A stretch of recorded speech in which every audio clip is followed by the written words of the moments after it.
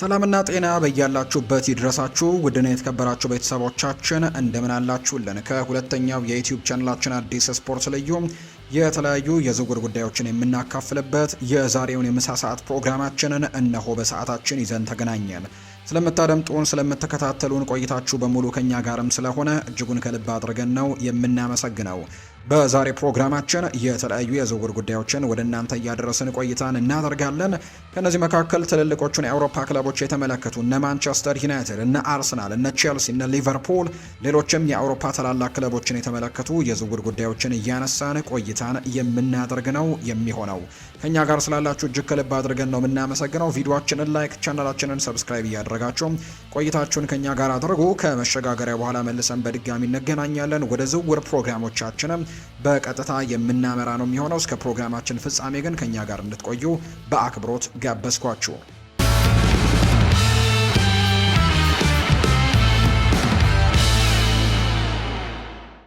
ወደ ቀዳሚው መረጃችን አመራን። አስተን ቪላ ከኤሲ ሚላን ፐርቪስ ኢስቱፒናንን ለማስፈረም ፍላጎቱ አላቸው። ከሚላን ኒውስ በተገኘ ዘገባ መሰረት ተጫዋቹን በ15 ሚሊዮን ዩሮ ለማስፈረም አስተን ቪላዎች ተስፋ እንዳደረጉ ነው የተናገረው። ከዚህ ተጫዋች ጋር ቀደም ሲል ስምምነት ላይም ደርሰዋል። የአስተን ቪላው አሰልጣኝ የሆኑት ኡናይ ኤሚሪም እንግዲህ ስለሚጠበቀው የዝውውር በግል ስለ ተጫዋቹ ደውለውለታል። ማንቸስተር ዩናይትድ ቀደም ሲል ኢስቱፒናንን ለማስፈረም ሞክሮ ነበር። በአስተን ቪላ ፐርቪስ ኢስቱፒናን ላይ ከፍተኛ ፍላጎቶች እንዳሉ ነው የሚነገረው። ኡናይ ኤምሪ ከኤስቱፒናን ጋር በቪያሪያል በነበራቸው ቆይታ በጣም ጥሩ ጊዜያቶችን አብረው ሰርተዋል። ወደ ፕሪሚየር ሊግ የመመለሱ እድልም ለተሞክሮ ለታደለው የ28 ዓመት ተከላካይም አስደሳች ይሆናል ተብሎ ይጠበቃል። እናም በምዕራብ ሚድላንድም ክለብ ውስጥም ችሎታውን ለማሳየት ትልቅ እድሎችን ያገኛል ተብሎ ይታሰባል። አስተን ቪላ አስደሳች ፕሮጀክትና ጥራት ያለው ቡድን አለው። የዩኤፋ ዩሮፓ ሊግን ያሸነፉ ሲሆን በደረጃ ሰንጠረዡ ደግሞ ቶፕ 4 ውስጥም ቦታን አግኝተዋል። የቻምፒየንስ ሊግ እግር ኳስም በሚቀጥለው የውድድር ዓመት በቪላ ፓርክ ይኖራልና የተጫዋች ይህንን እድል ማጣት አይፈልግም። ኢስቱፒናን ከጥቂት ሳምንታት በፊት ከቶትንሃም ጋርም ስሙ ተነስቶ ነበር። ኢስቱፒናን በብራይተን በኩል በፕሪሚየር ሊጉ ጥራቱን አሳይቷል። በእንግሊዝ እግር ኳስ ውስጥም ስኬታማ የመሆን ችሎታ እንዳለው አያጠራጥርም። እናም ለአስተን ቪላ ትልቅ ሀብት ሊሆን ይችላል። የሉካ ዲኜ መልቀቅን ፈቅደዋል። እናም የፈረንሳይ ዓለም አቀፍ ተጫዋችን ለመተካትም ጥራት ያለውና ልምድ ያለው ተጫዋችን ይፈልጋሉ። ኤሲ ሚላኖች ከተከላካዩ መልቀቅ 20 ሚሊዮን ዩሮ አካባቢ ለማግኘት ተስፋ አድርገዋል። ሆኖም ግን አስተን ቪላ በ15 ሚሊዮን ዩሮ ለማስፈረም እየፈለገ ነው። ሁለቱ ክለቦች መግባባት ላይ መድረስ ይችሉ እንደሆነ መታየት ያለበት ነው። ተከላካዩ ቀደም ሲል ለዝውውሩ ማረጋገጫን ሰጥቷል። ሚላን በመንገዱ ላይ ቆሞ ከፍላጎቱ ውጭ እንዲቆይ አያስገድደውም። ሁለቱ ክለቦች በመጨረሻም ስምምነት ላይ እንደሚደርሱ መገመቱ ቀላል ሊሆን ይችላል ተብሎ እንደሚጠበቅ ነው የመረጃ ምንጩም ይፋ ያደረገው። የቼልሲ በክለቡ ሪካርድ ዝውውር የፈጸመው የሞርጋን ሮጀርስ ዝውውር የነባሩን የቻቪ አሎንዞ የማጥቃት ማዕከልን አብረው እንዲቆዩ ያደረጉትን ቁርጠኝነት አይለውጠውም ተብሏል። የፊት መስመሩን ለማጠናከር ሌላ ትልቅ ክፍያ ለመፈጸም ቢስማማም ሰማያዎቹ ግን አሁንም የአሁኑን ብራዚላዊ አጥቂ ዣኦ ፔድሮን በረጅም ጊዜ እድገታቸው ውስጥ ካሉ የማዕከላዊ ተጫዋቾች መካከል ወይም አጥቂዎች አድርገው ይመለከቱታል። ይህ አቋም ቼልሲ በቀላሉ አንዱን ታላቅ ተሰጥኦ በሌላው እየተካ እንዳልሆነና ሁለቱንም አብሮ ለማጫወትም ሙከራዎችን እያደረጉ እንዳለ የሚያሳይ መረጃን ይፋ እያደረገ ነው የሚገኘው።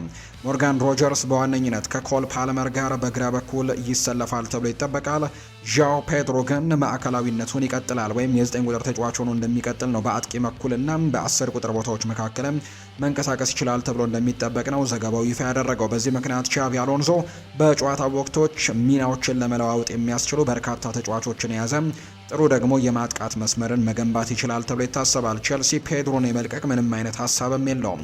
እንደ ፋብሪዚዮ ሮማኖ ገለጻ ቼልሲ በሮጀርስ ላይ ያደረገው ከፍተኛ ኢንቨስትመንት በዣኦ ፔድሮ እቅድ ላይ ምንም አይነት ተጽዕኖች አይኖሩትም።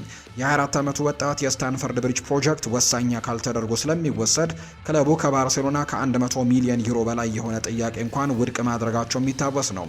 ባርሴሎና ለአጥቂው ለብዙ እንግዲህ ወራት አድናቆት ነበረው። ነገር ግን የቼልሲ አቋም ግን ዘወትር ተመሳሳይ ሆኖ ጸንቶ እንደነበር እናስታውሳለን። ቶክ ስፖርት ከዚህ ቀደም እንደዘገበው ሰማያዎቹ ቼልሲዎች የዓለም ሪከርድ ጥያቄ ቢቀርብላቸው መሸጥ እንደማያስቡበት፣ ተጫዋቹም በለንደንም ደስተኛ እንደሆነ ነው የሚታመነው። የቼልሲ ቁርጠኝነት የሚገባው የመጀመሪያ የውድድር ዘመን አስደናቂ ውጤትና ከብራይተን ከመጣ በኋላም በፈረመው የረጅም ጊዜ ውል ላይ ነው። እሱን ማቆየት ቻቪ አሎንዞ ማዕከላዊ አጥቂ ላይም ሙሉ በሙሉ ጥገኛ ከመሆን ይልቅ ተንቀሳቃሽ የአጥቂ መስመሮችን ሊጠቀም እንደሚችል የሚያሳዩ መረጃዎች ናቸው የወጡት። ዘጋርዲያን እንደዘገበው ቼልሲ ለአስተን ቪላ ለሞርጋን ሮጀርስ 117 ሚሊዮን ፓውንድ መክፈሉ ይታወሳል። የእንግሊዙ ዓለም አቀፍ ተጫዋችም የ6 ዓመታት ኮንትራት ነው የፈረመው። በዋነኝነት ግን ከግራ በኩል እንደሚጫወት ይጠበቃል። ይህም ኮል ፓልመር እና ዣኦ ፔድሮ በቦታቸው ላይ እንዲቀጥሉ ያደርጋቸዋል። ቼልሲ ሁለቱን ሁኔታዎች በመለያየቱ ትክክል ነው። በሮጀርስ ላይ ብዙ ገንዘቦችን ማውጣት ማለት ለባርሴሎና የተረጋገጠ አጥቂ በመሸጥ ሌላ ነገር ወይም ሌላ ቦታውን ማዳከም አለበት እንደማለት አይደለም። ትልቁ አሳሳቢ ጉዳይ እያንዳንዱ ተጫዋች በተመጣጣኝ ስርዓት ውስጥ ማስገባት ነው። ቻቪ አሎንሶ ተሰጥኦ ያላቸው ግለሰቦችን ከመሰብሰብ ይልቅ የቼልሲን ውድ አጥቂዎችም በግልጽ አሁንም ሚናቸውን እንዲቀጥሉ ማድረግ ይፈልጋል። ሆኖም ግን በሞርጋን ሮጀርስ፣ በኮል ፓልመር እና በዣኦ ፔድሮ መካከል የተገነባ የፊት መስመር ትልቅ አቅም ይፈጥርለታል ተብሎ ይታሰባል። እንቅስቃሴያቸውም እና ሁለገብነታቸውን በትክክል ከተቆጣጠረ ቼልሲ ለብዙ የውድድር ዘመናት ከፕሪሚየር ሊግ በጣም የማይገመቱ የማጥቃት መስመሮች መካከል አንደኛው ሊኖረው እንደሚችልና በጣም ጠንካራ የማጥቃት ክፍል ሊገነባ እንደሚችል የሚያሳዩ መረጃዎችን ነው እየሰማን የምንገኘው። የማንቸስተር ዩናይትድ የተከላካይ መስመር ማሻሻያን ማይከል ካሪክ በክንፍ ተከላካይ ቦታዎች ላይ የበለጠ አስተማማኝነትና ተለዋዋጭነትን በመፈለግ ወደ ፕሪሚየር ሊጉ ገበያ ሊመለስ እንደሚችል ይፋ እየተደረገ ነው። ዩናይትድ በሁለቱም የመከላከል ጎኖች ላይ በርካታ አማራጮች ያሉት፣ ነገር ግን ጉዳቶችና ተከታታይነት የሌላቸው ደግሞ ተጫዋቾች መሆናቸው ወይም ደግሞ ወጥነት መጉደሉ ከአንድ በላይ ሚናዎችን መሸፈን የሚችል ሰው እንዲፈልጉ አስገድዷቸዋል።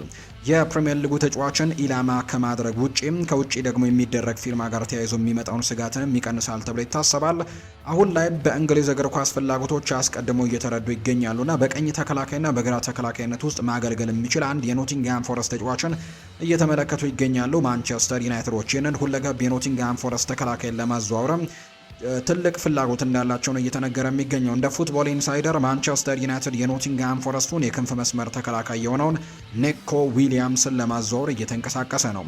የዌልሱ ዓለም አቀፍ ተጫዋች በሲቲ ግራውንድም አስፈላጊ የመጀመሪያ ቡድን ተጫዋች ሆኖ በደንብ ራሱን አሳይቷል። ጉልበቱን፣ የማጥቃት ፍጥነቱንና በሁሉም የመከላከል ቦታዎች ላይ የመስራት ችሎታውንም በደንብ አሳይቷል። ዩናይትድ ሁኔታውን በመከታተል ላይ ብቻውን አይደለም። የተለያዩ ክለቦችም ለምሳሌ ኒውካስል ዩናይትድም ፍላጎት እንዳለው ይነገራል። ቶተንሃም ግን እድገቶችን እየተከታተለ ነው።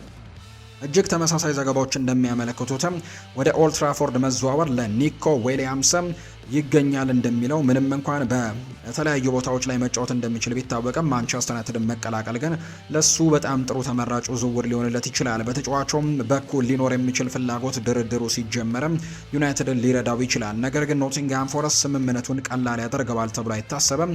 ኔኮ ዊሊያምስ የወደፊት እጣ ፈንታው በአብዛኛው የገባው ባለፈው ዓመት ብቻ ነው። እስከ 2029 ክረምት ድረስ የሚቆይ የ4 ዓመታት ውልም ፈርሟል። ይህም ኖቲንግሃም ፎረስት ቅናሾችን እንዲቀበል ምንም አይነት ግፊት ውስጥ እንደማይገባና ከፍተኛ ክፍያዎችንም እንዲጠይቅ ያስችለዋል ተብሎ ነው የሚጠበቀው። ኔኮ ዊሊያምስ አሁን ላይ ለማንቸስተር ዩናይትድ አስተዋይ ፊርማ ይሆናል። እሱ በሱፐር ክለብ ውስጥም ደረጃ ላይመጣ ይችላል። ነገር ግን የፕሪሚየር ሊግ ልምዱ በጥንካሬውና የቦታ ሁለገብነቱ በረጅም የውድድር ዘመን እጅግ ጠቃሚ ሊያደርገው ይችላል። ነገር ግን ዩናይትድ ከመጠን በላይ መክፈል አይፈልግም። ኔኮ ዊሊያምስ ቡድኑን ያጠናክረዋል፣ ነገር ግን ወዲያውኑ ቶሎ ጀማሪ ላይሆን ይችላል። ክለቡ ተጨባጭ ሀሳብን አቅርቦ ኖቲንግሃም ፎረስት ከመጠን በላይ ፕሪሚየር ሊግ ከጠየቀ መውጣት ይኖርበታል ተብሎ ይታሰባል። በትክክለኛ ዋጋ ይሄ ብልህና ተግባራዊ ቅጥር ሊሆን ይችላል። ዩናይትድ አጠቃላይ ስኳዱን የሚያሻሽሉ ታማኝ ተጫዋቾችን ይፈልጋል። እናም ዊሊያምስ በትክክል ያንን ማድረግ የሚችል ይመስላል ተብሎ እንደሚጠበቅ ነው የመረጃ ምንጩ ይፋ እያደረገ የሚገኘው። ቸልሲ የባየር ሌቨርኩዘኑን አጥቂ ካሪምን ለማስፈረም ፍላጎት አለው። ከክሪስቲያን ፎልክ በተገኘው ዘገባ መሰረትም ቻቪ አሎንሶ ቼልሲ የ18 ዓመቱን አጥቂ እንዲያስፈርም አሳስቧል። እናም የተካነውን ወጣት ቦስኒያዊ ተጫዋችም መጪዎቹ ሳምንታት ላይ ማስፈረም ይችሉ እንደሆነ የሚታይ ነው። ይህ ተጫዋች ካሪም በቅርብ ጊዜም ወዲህ በበርካታ የእንግሊዝ ክለቦች ጋርም ስሙ ተነስቷል። በመላው አውሮፓ ከፍተኛ ግምት ከሚሰጣቸው ተጫዋቾች መካከል አንደኛው ሲሆን ብሩህ የወደፊት እጣ ፈንታ እንዳለው ነው የሚነገረው። ከጣሊያን የሚገኙ ክለቦችም በተጫዋቹ ላይ ፍላጎት እንዳላቸው በተደጋጋሚ ይገለጻል። ነገር ግን የቼልሲ ፍላጎት ወደ ጣሊያን ሊደረግ የሚችለውን ማንኛውንም እንቅስቃሴ አሁን ላይ ያስቆመዋል ተብሎ ይታሰባል። ለለንደን ደግሞ ክለብ የመጫወት እድል ለወጣቱ አጥቂ የበለጠ አስደሳች እንደሚሆን አያጠራጥርም። እነሱ ግዙፍ ክለብ ናቸው፣ እናም ደግሞ ለሱ ትልቅ መድረክ ይሆኑለታል። የ18 ዓመት ወጣትም አዘውትሮ ለሚደረግ እግር ኳስም እድገቱን ለመቀጠል ይፈልጋል። እናም ከመቀላቀሉ በፊትም ከቼልሲ የጨዋታ ሰዓት ማረጋገጫ ማግኘት ይኖርበታል። አጥቂው ባለፈው የውድድር ዘመን በሬድ ቡል ሳልዝበርግ የነበረ ሲሆን በኦስትሪያው ክለብ 17 የግብ አስተዋጽኦችን አስመዝግቧል። ሌቨርኩዘን በውል ውስጥም ያለውን አንቀጽ ገቢር በማድረግና በዚህ ክረምትም በ8 ሚሊዮን ዩሮ ገደማ ወደ ክለቡ ለመመለስም ወስነዋል። ጀርመናዊው ክለብ በፍጥነት ትርፍ ለማግኘት ሲሉ እሱን ለመሸጥም ፈቃደኛ መሆናቸው ወደፊት የሚታይ ነው የሚሆነው። ለወጣቱ አጥቂ ከፍተኛ ክፍያዎችን ሊጠይቁ ይችላሉ። ቸልሲ በክንፍ መስመሮች ላይ ተጨማሪ ጥራት ያስፈልገዋል። እናም ደግሞ ከሪም ፍጥነትን፣ ያልተጠበቀ ብቃትንም ይጨምርላቸዋል። የእሱ ፈጣን አጫወትም ዘይቤ ለፕሪሚየር ሊጉ ጥሩ ተስማሚ ሊሆን ይችላል ተብሎ እንዲጠበቅ አድርጓል። ቸልሲ ባለፈው ጊዜ ወጣት ተጫዋቾችን በመቅረጽ ጥሩ ነገሮችን ሰርተዋል። እናም አቅሙን እንዲያጎላ ሊረዱት ይችላሉ። መጪዎቹ ሳምንታት የቦስኒያዊውን አጥቂ ለማስፈረምም ኦፊሻላዊ ጥያቄዎችን ይዘው መምጣታቸው የሚታይ ነው የሚሆነው። ሁጎ ላርሰን ባለፉት የውድድር ዘመናት ለአይንትራክ ፍራንክፈርት በጣም ጥሩ አድርጓል እና የፕሪሚየር ሊግ ክለቦች እሱን እየተከታተሉት ነው። እንደ መረጃ ምንጮቹ ዘገባ መሰረትም ማንቸስተር ዩናይትድ እና ኒውካስል ዩናይትድ የ22 ዓመቱን ስዊድናዊ አማካይ እየተከታተሉት ይገኛሉ። ላርሰን ከሊቨርፑል ጋርም ስሙ ተነስቷል። እሱ እስከ 2029 ድረስ ከጀርመኑ ክለብ ጋር ውል ያለው ሲሆን በዚህ ክረምት መልቀቁን ለማጽደቅም ምንም አይነት ግፊት ውስጥ አይደለም። ተጫዋቹን ለማስፈረም የሚስብ ማንኛውም ክለብም ከፍተኛ ዋጋ መክፈል ይኖርበታል። እንደሚታየው ላርሰን 60 ሚሊዮን ዩሮ ዋጋ ወጥቶለታል። የመልቀቂያ ዋጋውም እንደሱ ላለ ወጣት ተጫዋች በጣም የማይጨበጥ ነው። ማንቸስተር ዩናይትድ ላልተረጋገጠ ተሰጥኦ ያን ያክል ገንዘብ ማውጣቱ እጅግ አጠራጣሪ ነው። ብሩህ የወደፊት ጊዜ ያለው የጥራት ተጫዋች ቢሆንም ፍራንክፈርት በጥያቄያቸው ረገድ ግን በበለጠ ምክንያታዊ መሆን ይጠበቅባቸዋል። ማንቸስተር ዩናይትድ በመሃል ሜዳ ላይ ተጨማሪ ቴክኒካል ችሎታና የፈጠራ ብቃትን ይፈልጋል። እናም የ22 ዓመት ወጣት ለእነሱ ጠቃሚ ተጨማሪ ሊሆን ይችላል። ከፍተኛ ግምት የሚሰጠው የመሃል አማካይ በአንድ ቀን ውስጥ ለትልቅ ክለብም የመጫወት ችሎታ አለው። ሆኖም ግን አሁን ላይ በእድገቱ ላይ ማተኮር ነው ያለበት። በጀርመን ውስጥ አዘውትሮ መጫወት የበለጠ እንዲሻሻልና አቅሙን እንዲያሟላ ይረዳዋል። የበለጠ መሻሻል ከቻለ ወደፊት ትልልቅ ክለቦችን ለመቀላቀልም ብዙ እድሎች እንደሚመጡለት ጥያቄ የለውም። ይህ በእንዲህ እንዳለ ኒውካስል ዩናይትድም ለወደፊቱ የሚሆን ቡድን ለመገንባት እየፈለጉ ነው። እናም በባለሙያው ላይም ፍላጎት ማሳየታቸው አያስገርምም። የሳንድሮ ቶናሊ መልቀቅም አስቀድመው አጽድቀዋል። እናም ብሩኖ ጉማሬሽም ከመውጣት ጋር እየተያዘ ነው። በመሃል ሜዳ ላይ ተጨማሪ ጥራትን ያስፈልጋቸዋል። ሁለቱ ክለቦች በመጪዎቹ ሳምንታት ለላርሰን ኦፊሻላዊ ጥያቄዎችን ማቅረብ አለመቅረባቸው ይወሰናል ተብሎም ይጠበቃል። አስተን ቪላ ከባየር ሚኒክ ዣኦ ፓሊኒሃን ለማስፈረም ፍላጎቱ አላቸው። ፖርቱጋላዊው ዓለም አቀፍ ተጫዋች ባለፈው የውድድር ዘመን በቶትንሃም ላይ የነበረ ሲሆን ለሰሜን ለንደኑ ክለብ በጣም ጥሩ ነገሮችን አድርጓል። ዝውውሩ ቋሚ ማድረግ አማራጭ ነበራቸው፣ ነገር ግን በምትኩ ሳንድሮ ቶናሊን ለማስፈረም ወስነዋል። ፖርቱጋላዊው አማካይ አሁን ላይ ወደ ወላጅ ክለቡ ተመልሷል፣ ነገር ግን ባየር ሚኒክ በቋሚነት ሊሸጠው ይፈልጋል። ከኤቦላ በተገኘ ዘገባ መሰረት አስተን ቪላ ለአማካዩ ከጀርመኑ ሻምፒዮኖች ጋርም ስምምነት ላይ ለመድረስ ተቃርበዋል። በመሃል ሜዳ ላይ ተጨማሪ አካላዊ ጥንካሬና የተከላካይንም ብቃትም ይፈልጋሉ። እናም ፓሊኒሃ እጅግ በጣም ጥሩ ግዢ መሆኑን ማረጋገጥ አለበት። ጥራቱን በፕሪሚየር ሊጉ ከቶትንሃምና ፉልሃም ጋር አሳይቷል። ስምምነቱን ለማጠናቀም በአሁኑ ጊዜ በሁለቱ ክለቦች መካከል ውይይት እየተደረገ ሲሆን የ30 ዓመቱ ተጫዋችም የሕክምና ምርመራውን አጠናቆ ከአስተን ቪላ ጋር ውል ለመፈረም በቅርቡ ወደ ፕሪሚየር ሊጉ እንደሚመጣ ይጠበቃል። አማዱ ኦናና በአሁኑ ጊዜ በጉዳት ምክንያት ከሜዳ ውጪ ነው። ዩሪ ቴሌማንስ ደግሞ መልቀቁ ታውቋል። በመሃል ሜዳ ላይ ተጨማሪ ጥራት ያስፈልጋቸዋል። የ30 ዓመቱ አማካይ እጅግ ጠቃሚ ግዢ መሆኑን ማረጋገጥ ይችላል። በፍጥነት መረጋጋትንና ፈጣን ተጽዕኖንም ማሳደር ይችላል ተብሎ ነው የሚጠበቀው። ይህ በእንዲህ እንዳለ ዣኦ ፓሊኒሃ እንደ አስተን ቪላ ካለ ተወዳዳሪ ቡድን ጋርም በመቀላቀሉ ደስተኛ ይሆናል። ዝውውሩን በፍጥነት አስተካክሎ አሁን በእግር ኳሱ ላይ ማተኮር ነው የሚፈልገው። ባለፉት የውድድር ዘመናት ስለ ወደፊቱ ጊዜ እርግጠኛ ለመሆን ገጥሞት ነበር። አስተን ቪላ የጥራት ቡድን ነው። መደበኛ እግር ኳስንም ዋንጫዎችንም ለማሸነፍም እድሉን ይሰጡታል ተብሎ ነው የሚጠበቀው። የአታላንታው አማካይ ኤደርሰን በዚህ ክረምት ከጣሊያን እንደሚወጣም ሲወራ ነበር። ቀደም ሲል ማንቸስተር ዩናይትድንም ለመቀላቀል በጣም ተቃርቦ ነበር፣ ነገር ግን በውጤቱ ዝውውሩ ፈርሷል። በሕክምና ውጤቱ ምክንያት እንደተገለጸው በሕክምና ምርመራዎች ላይ ችግሮች ነበሩበት። ፉትቦል ኢንሳይደር እንደዘገበው ኒውካስል ዩናይትድ ብራዚላዊውን ማዕከላዊ አማካይ ለማስፈረም ፍላጎቶች እንዳሉት ይነገራል። በመሀል ሜዳ ላይ ተጨማሪ ጥራት ያስፈልጋቸዋል። ሳንድሮ ቶናሊ ለቶተንሃም ሆትስፐርስ ተሽጧል። ብሩኖ ጊማሬሽም ሊወጣ ቀርቧል። ኤደርሰን ለኒውካስልም ማስደሳች ግዢ መሆኑን ማረጋገጥ ይችላል። ለቡድኑ ቁጥጥርን፣ የፈጠራ ብቃትን፣ አካላዊ ጥንካሬና የተከላካይነት ጥንካሬንም ይጨምርላቸዋል። በኒውካስል ዩናይትድ ስኬታማ ለመሆን ጥራቱ ያለው የተሟላ አማካይ ነው። ማክፓይሶቹ በዚህ ክረምት ጥራት ያላቸው ተጫዋቾችን ለማስፈረም ገንዘቡ አላቸው። እናም ስምምነቱን ማጠናቀቅ ይችሉ እንደሆነ የሚታይ ነው። ኤደርሰን በእግር ኳሱ ላይ ማተኮር እንዲችል የወደፊት እጣ ፈንታውን በፍጥነት ማስተካከል ተስፋ ያደርጋል። ወደ ፕሪሚየር ሊግ የተደረገው ዝውውርም ቀደም ሲል ሳይሳካ ቀርቷል። እናም በዚህ ጊዜም ዝውውሩ እንደሚሳካ ግን በእርግጠኝነት ተስፋ አለው። ይህ በእንዲህ እንዳለ ኒውካስል ዩናይትድ ባለፈው ዓመት ተስፋ የሚያስቆርጥ የውድድር ዘመንን ያሳለፉት በጉልበት ለመመለስም ወደ ትልቁ ደረጃ ለመምጣትም እድሉ አላቸው። ብራዚላዊውን ማስፈረም በመሃል ሜዳ ላይ እንዲሻሻሉ ይረዳቸዋል። የ27 ዓመቱ ወጣትም በፕሪሚየር ሊጉ ችሎታውን ለማሳየትና ማንቸስተር ዩናይትድ ያመለጡትን ነገር ለማረጋገጥም ቁርጠኛ ነው። ኒውካስል ዩናይትዶች በቀጣዩ ጥቂት ቀናት ውስጥም ከአታላንታ ጋር ስምምነት ላይ ደርሶ ዝውውሩን ማጠናቀቅ ይችሉ እንደሆነ መታየት ያለበት። በዚህ ክረምት የቡድኑን በርካታ ክፍሎችም ማሻሻል አለባቸው። ከአማካይ በተጨማሪ ጥራት ያላቸው ተከላካዮችንና አስተማማኝ አጨራረስም የሚፈልጉ የማጥቃት ተጫዋቾችን ማምጣት እንዳለበት ነው መረጃዎቹም የሚጠቁሙት። ሌላኛው ሞሪባ በዚህ ክረምት ከሴልታ ቪጎ እንደሚወጣም እየተነገረ ነው። ከዲያሪዮ አስ የተገኘው ዘገባ እንደሚያሳየው ከሆነ የስፔኑ ክለብ የ23 ዓመቱን አማካይ በትክክለኛ ዋጋ ለመሸጥ ፍቃደኛ ነው። በዚህ ክረምት ሂሳባቸውን ማመጣጠንና ገንዘብ ማሰባሰብም ትልቁ ፍላጎታቸው ነው። ዘገባው እንደሚጠቁመው ከሆነ አስተን ቪላና ክሪስታል ፓላስ ይህንን ተሰጥኦ ያለውን አማካይ ለማስፈረምም እድሉ አላቸው። የእንግሊዝ ክለቦች ለሞሪባ እንቅስቃሴ ለማድረግ ፍቃደኛ መሆናቸው የሚታይ ነው። የ23 ዓመቱ ወጣትም በስፔኑ ክለብም ጥሩ ነገሮችን ሲያደርግ ቆይቷል። እናም የቀድሞው የባርሴሎና ደግሞ አካዳሚ ምሩቅ 20 ሚሊዮን ዩሮ አካባቢ ያስወጣል ተብሎ ነው የሚታሰበው። አስተን ቪላ በመሃል ሜዳ ላይ ተጨማሪ ጥራት ያስፈልጋቸዋል። እናም በቅርቡ ዮሃን ማንዛንቢን አስፈርመዋል። ጆሃን ማንዛንቢን ካስፈረሙ በኋላ ጃኦ ጎሜዝንም ለማስፈረም ቅርብ ናቸው። በዚህ ክረምት ሌላ አማካይ ለማዛወር መወሰናቸው የሚታይ ነው። በሌላ በኩል ክሪስታል ፓላስ በመሃል ሜዳ ላይ ተጨማሪ ጥልቀቶችን ሊጠቀሙ ይችላሉ። የ23 ዓመቱ ወጣት ከስፔኑ ክለብ ጋር ከተቀላቀለበት ጊዜ ጀምሮ 3 ግቦችን አስቆጥሮ 6 አሲስቶችን አድርጓል። እናም በፕሪሚየር ሊጉ ለማደግ የሚያስችሉ ቴክኒካል ባህሪያቶችም አሉት። ለክሪስታል ፓላስም በጣም ጠቃሚ ተጫዋች ሊሆን ይችላል ተብሎ ይታመናል። ክሪስታል ፓላሶች ቀጣዩን የውድድር ዘመን የአውሮፓ እግር ኳስን ሊሰጡት ይችላሉ። እናም አማካዩ እንዲቀላቀልም ጭምር ደግሞ ሊፈተን ይችላል። የመጠየቂያ ዋጋውም በእንግሊዝ ክለብም በእርግጠኝነት ተመጣጣኝ ነው። ሞሪባን ለማስፈረምም እድሉን እንደሚወስዱ መታየት ይኖርበታል።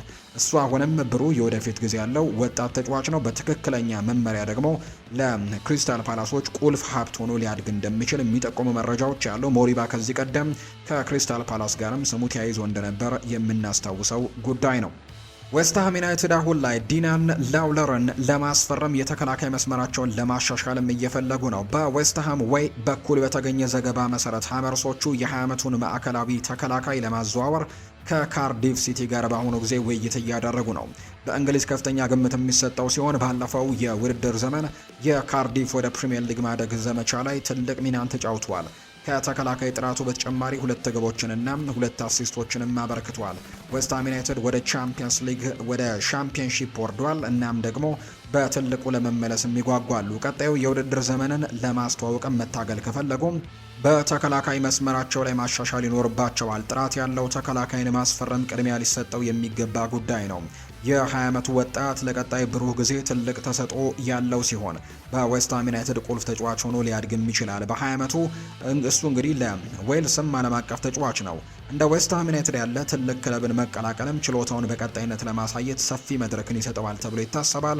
ሁለቱ ክለቦች ስምምነት ላይ በፍጥነት መድረስ ይችሉ እንደሆነ መታየት ያለበት ነው። ይህ በእንዲህ እንዳለ ዌስትሃም ዩናይትድ የሚመለከተው ብቸኛው ተከላካይ ግን እሱ አይደለም። እንዲሁ ደግሞ ሌሎች ተጫዋቾችንም እየተመለከቱ ነው። ፊካዮ ቶሞሪ እና እንዲሁ ታይለር ሃርድዋርድ በተጨማሪም እነዚህን ተጫዋቾች ለማምጣትም እየፈለጉ ነው። በዚህ ክረምት መከላከላቸውን እንደ ትልቅ ድክመት መለየታቸው ግልጽ ነው። ትክክለኞቹን ተጨማሪ ተጫዋቾችን አምጥተው በጉልበት መመለስ ይችሉ እንደሆነ መታየት ያለበት። እንግዲህ የወደፊት እጣ ፈንታው ላውለር እንግዲህ ፊታቸውን በፍጥነት አስተካክሎ እንደገና በእግር ኳሱ ላይ ማተኮር ይኖርበታል። የ20 ዓመቱ ወጣትም ባለፈው የውድድር ዘመን ከካርዲፍ ጋር በሊግ ዋን ጥራቱን አሳይቷል። እናም አሁን በሻምፒዮንሺፕ ውስጥም አሻራውን ለማሳረፍ ይጥራል። ማንቸስተር ዩናይትድ፣ ቼልሲና ቶትንሃምም ከዚህ ተጫዋች ጋር ስማቸው ተነስቶ እንደሚያውቅ ነው የመረጃ ምንጮቹ ይፋ እያደረገ የሚገኘው። የተወደዳችሁና የተከበራችሁ ቤተሰቦቻችን ከሁለተኛው የዩቲዩብ ቻናላችን አዲስ ስፖርት ልዩ የተለያዩ የዝውውር ጉዳዮችን ያነሳንበት የዛሬ ፕሮግራማችን ይህንን ይመስል ነበረ። ቆይታችሁን ከኛ ጋር ስላደረጋችሁ እንዲሁ ከኛንም ስታደምጡን ስለነበራችሁ እጅግ ከልብ አድርገን እናመሰግናለን። የተለያዩ የዝውውር ጉዳዮችን ስናነሳ ቆይታን አድርገናል።